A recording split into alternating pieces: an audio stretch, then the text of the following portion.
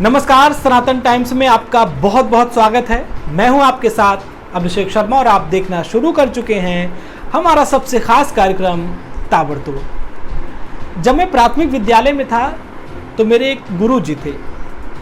जैसे ही वो कक्षा में आते तो सारे बच्चों से एक प्रश्न पूछते, लेकिन उस प्रश्न का उत्तर तुरंत नहीं मांगते थे। जब पूरा पीरियड पढ़ा लेते तब पूछते, अब बताओ शुरुआत में जो प्रश्न पूछा था उसका उत्तर मिला या नहीं। यदि उत्तर मिल गया हो तो बताओ। बस वही गुरुजी आज हमें याद आ गए। तो क्यों ना हम भी आपसे एक प्रश्न पूछें और आप भी उस प्रश्न का उत्तर इस पूरे वीडियो को देखने के बाद दीजिएगा। प्रश्न ये है कि भारतीय लोकतंत्र में अपराध का राजनीतिकरण हो रहा है या फिर राजनीति का अपराधीकरण हो रहा है। अब हम अपराध और राजनीति को जोड़कर प्रश्न पूछ रहे हैं तो आप सोचते होंगे कि थोड़ा बहुत तो चलता है, क्योंकि हमारे भारतीय लोकतंत्र का मुख्य आधार कार्यपालिका, न्यायपालिका, विधायिका और मीडिया है। लेकिन यदि हम आपसे ये कहें कि पिछले 70 सालों में इन स्तंभों पर जो घुन धीरे धीरे लगा है उससे पैसा, हिंसा, अपराधी, भ्रष्टाचार ये 4 नए स्तंभ बन गए हैं तो, और ये बात हम यूं ही नहीं कह रहे हैं। एसोसिएशन फॉर डेमोक्रेटिक रिफॉर्म यानी एडीआर, इलेक्शन वॉच, सीएमएस की रिपोर्ट जब आप खंगालिएगा तो आप दंग रह जाएंगे। रिपोर्ट देखिए। 2019 में हुए 17वीं लोकसभा चुनाव में चुने गए 43% सांसद यानी लगभग 233 सांसदों पर आपराधिक मुकदमे दर्ज हैं। इनमें से 29% पर यानी लगभग 159 सांसदों पर गंभीर आपराधिक मुकदमे दर्ज हैं। दागी सांसदों की संख्या प्रत्येक लोकसभा चुनावों में बढ़ी ही है। जैसे 2004 के लोकसभा चुनावों में जहां 24% सांसद दागी थे, वहीं 2009 में 30% दागी सांसद चुने गए। 2014 में बढ़कर 33% हुआ और 2019 के लोकसभा चुनावों में ये बढ़कर 43% हो गया। और यदि जघन्य अपराधियों की संख्या की बात की जाए तो दागी सांसदों की संख्या 2019 में 2009 के मुकाबले दुगनी हुई है। दागी सांसदों का थोड़ा अंदाजा लग गया हो तो विधायकों की भी कुंडली खंगाल ली जाए। एडीआर के अनुसार वर्ष 2013 में देश के लगभग 30% विधायक दागी थे और 2018 में दागी विधायकों की संख्या बढ़कर 36% हो गई है। संसद व राज्य विधानसभाओं के कुल 4,896 सदस्यों में से 1,765 सदस्यों पर आपराधिक मुकदमे दर्ज हैं। आप सोच रहे होंगे कि राजनीति में 2-4 मुकदमे हो जाते होंगे, तो इसकी भी हद देख लीजिए। 17वीं लोकसभा में कांग्रेसी सांसद डीन कुरियाकोस पर 204 मुकदमे दर्ज हैं। ये केरल के इडुक्की से सांसद हैं। सोचिए, अकेले एक सांसद पर 204 केस, तो पंचायत स्तर से लेकर सांसद तक कुल कितने आपराधिक मुकदमे होंगे, इसकी कल्पना करना भी कठिन है।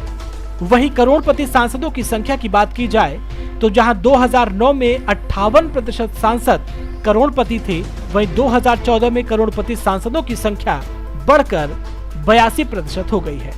और ये वृद्धि यही नहीं रुकी। 2019 के लोकसभा चुनावों के दौरान जारी रिपोर्ट के अनुसार वर्तमान में लगभग 88% सांसद करोड़पति हैं। 88% का मतलब समझते हैं आप? यानी 10 सांसदों में से सिर्फ एक सांसद ऐसा है जिसके पास करोड़ों की संपत्ति नहीं है, यानी वो करोड़पति नहीं है। मतलब बचे 9 करोड़पति हैं। अब जरा सोचिए कि करोड़ों की संपत्ति के ये मालिक, ऊपर से वीवीआईपी सुविधाएं पाने वाले ये लोग देश के उन दबे कुचले गरीब मजदूरों के लिए कानून बनाते हैं जिन्हें 2 वक्त की रोटी नसीब होगी भी या नहीं, पता नहीं। अब पश्चिम बंगाल का उदाहरण ले लीजिए कि पश्चिम बंगाल में चुनाव के दौरान कितनी हिंसाएं हुई, कितने पैसे, कितने अवैध मादक पदार्थ, गोल्ड आदि बांटे गए, किसी से छिपा नहीं है। अगली रिपोर्ट देखिए। पश्चिम बंगाल में चुनाव के पहले 97 हिंसक घटनाएं हुई। चुनाव के दौरान 102 हिंसक घटनाएं और सबसे अधिक 265 हिंसक घटनाएं चुनाव के बाद दर्ज की गईं और लगभग 250 करोड़ रुपए से अधिक के अवैध मादक पदार्थ, कैश, गोल्ड आदि जब्त किए गए। और ये सारे आंकड़े वो हैं जो दुनिया के सामने आ सके, कितना सामने आया ही नहीं, ये तो भगवान जाने। इतनी हिंसक घटनाएं हुई, अवैध मादक पदार्थों की जब्ती हुई, लेकिन यदि आपसे कोई कहे कि इस पूरे खेल में किसी एक भी दोषी को पकड़ा नहीं गया या किसी को सजा नहीं हुई, तो क्या आप विश्वास करेंगे? राजनीति है, करना ही पड़ेगा। तो क्या ये डामाडोल स्थिति सिर्फ लोकसभा राज्यसभा चुनावों तक ही सीमित है या फिर पंचायत चुनावों में भी ऐसा ही होता है? ये जानने के लिए यूपी में हाल ही में हुए पंचायत चुनाव पर भी एक नजर डाल लेते हैं। यूपी में 75,000 वार्ड सदस्य चुने गए। इनमें से हर सदस्य को 10,000 खर्च करने की कानूनी छूट होती है। जो हम सिर्फ खर्च की कानूनी सीमा को ही खर्च मान रहे हैं, अवैध या ऊपरी खर्च जो दर्ज ही नहीं होता है वो छोड़ दीजिए। तो यदि 10,000 रुपए के आंकड़े को ही मान लिया जाए तो 75,000 वार्ड सदस्यों ने 10,000 ही खर्च किए तो कुल खर्च 75 करोड़ रुपए हुए। इसी प्रकार यूपी में 58,000 ग्राम प्रधान हैं। इनके लिए भी अगर खर्च की सीमा 10,000 रुपए को ही मान लिया जाए तो कुल मिलाकर 58 करोड़ रुपए खर्च हुए। 825 क्षेत्र पंचायत प्रमुख हुए। इनकी सीमा 10,000 रुपए की ही वास्तविक खर्च मान लिया जाए तो कुल खर्च 82,50,000 रुपए होते हैं। एक जिला पंचायत सदस्य 1.5 लाख तक खर्च कर सकता है। इस प्रकार 3,050 जिला पंचायत सदस्यों ने मिलकर कुल 45 करोड़ 75 लाख रुपए खर्च किए। 75 जिला अध्यक्ष चुने गए। इनकी सीमा भी 1.5 लाख रुपए है तो यहाँ कुल मिलाकर 1 करोड़ 12,50,000 रुपए खर्च हुए। इस प्रकार कुल खर्च लगभग 180 करोड़ का बैठता है। और हाँ, ये राशि तब की है जब हम ये मान रहे हैं कि सबने अपनी कानूनी सीमा तक ही खर्च किया और सिर्फ जीतने वाले प्रत्याशी ने खर्च किया। इसके सामने मैदान में और कितने प्रत्याशी थे और उन सब ने कितना खर्च किया, इसे अभी जोड़ा ही नहीं गया है। अब यदि मान लीजिए कि किसी सीट पर जीतने वाले प्रत्याशी के सामने कम से कम एक विरोधी और उसने भी चुनाव जीतने के लिए कानूनी सीमा तक ही खर्च किया तो कुल खर्च दुगना होकर 360 करोड़ रुपए तक पहुंच जाता है।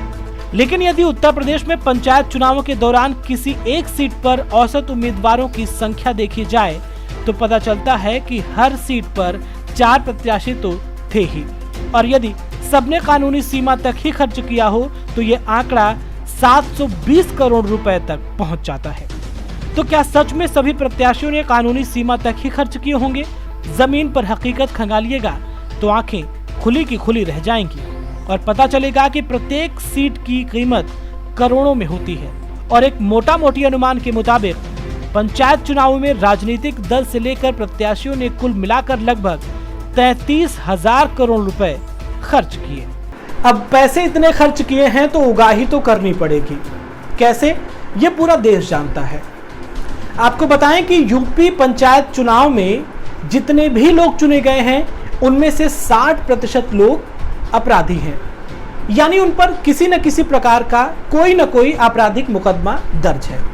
तो वहीं 40% लोग ऐसे हैं जिन पर गंभीर आपराधिक मुकदमे दर्ज हैं, जो कि नॉन बेलेबल यानी कि गैर जमानती श्रेणी में आते हैं। एडीआर, इलेक्शन वॉच और सीएमएस की रिपोर्ट में एक बात कही गई है कि विधानसभा चुनाव 2017 के दौरान वाकई में बहुत कम पैसे खर्च किए गए। उसके पीछे की सबसे बड़ी वजह यह है कि चुनाव से ठीक पहले नोटबंदी का ऐलान कर दिया गया और मार्केट से एक ही झटके में ब्लैक मनी गायब हो गई। लेकिन अगर कुछ रिपोर्ट्स की बात करें तो ऐसा माना जाता है कि यूपी के चुनाव में, यूपी विधानसभा के चुनाव में करीब 25,000 करोड़ रुपए तक फूके जाते हैं। अब आप सोच रहे होंगे कि इतना सब कुछ हो रहा है, जगह जगह हिंसक घटनाएं हो रही हैं, चुनाव के नाम पे पैसे फूके जा रहे हैं, तो इन सब के बीच सुप्रीम कोर्ट क्या कर रहा है, जो कि हमारे भारतीय लोकतंत्र का एक स्तंभ है। तो आइए अपनी इस रिपोर्ट में जरा सुप्रीम कोर्ट के कदमों पर भी एक नजर डाल लेते हैं। 2017 में सुप्रीम कोर्ट ने जनप्रतिनिधियों के खिलाफ मामले के शीघ्र निपटान हेतु विशेष अदालत के गठन का आदेश दिया। सितंबर 2012 में 5 जजों की संवैधानिक पीठ ने गंभीर अपराध में शामिल लोगों के चुनाव लड़ने व पार्टी पदाधिकारी बनने पर रोक लगाने के लिए तत्काल कानून बनाने का आदेश दिया। इसके बाद सुप्रीम कोर्ट खुद ही पूछती रही कि आखिरकार सुप्रीम कोर्ट के आदेशों का पालन क्यों नहीं किया गया। बीजेपी नेता व वकील अश्वनी उपाध्याय द्वारा दाखिल याचिका पर सुनवाई करते हुए सुप्रीम कोर्ट ने कुछ महत्वपूर्ण दिशा निर्देश जारी किए। मसलन प्रत्याशी द्वारा चुनाव आयोग को लंबित केसों की जानकारी देनी होगी। दलों द्वारा अपने प्रत्याशियों के आपराधिक रिकॉर्ड को वेबसाइट पर उपलब्ध कराना होगा। स्थानीय मीडिया में प्रत्याशियों के आपराधिक रिकॉर्ड को प्रकाशित कराना आदि। कानूनी प्रावधान क्या है? जनप्रतिनिधित्व कानून 1951 के अनुसार दोष साबित हो चुके राजनेता पर चुनाव लड़ने पर प्रतिबंध व 2 वर्ष की सजा पाने वाले राजनेता दोषी ठहराए जाने की तिथि से 6 वर्ष के लिए अयोग्य होने का प्रावधान है। लेकिन इन नियमों में 2 प्रमुख दोष हैं। पहला ये कि ये सारे नियम व प्रतिबंध तभी लागू होते हैं जब दोष साबित हो, और एक रसूखदार नेता पर दोष साबित करना कितना कठिन है ये सब जानते हैं, वो भी तब जब मुकदमे दशकों से लटके हों। दूसरा दोष ये है कि यदि दोष साबित भी हो जाए और जनप्रतिनिधि 3 महीने के भीतर उच्च अदालत में अपील दायर कर दे तो वो अपनी सीट पर बना रह सकता है। खुद सुप्रीम कोर्ट की माने तो राजनेताओं के कुछ मामले 3 दशक से अधिक पुराने हैं और राजनेताओं से संबंधित 4000 मामले लंबित हैं। भारत के कानून के अनुसार हिरासत में जा चुका व्यक्ति वोट नहीं डाल सकता, लेकिन जेल में बैठा व्यक्ति चुनाव लड़ सकता है।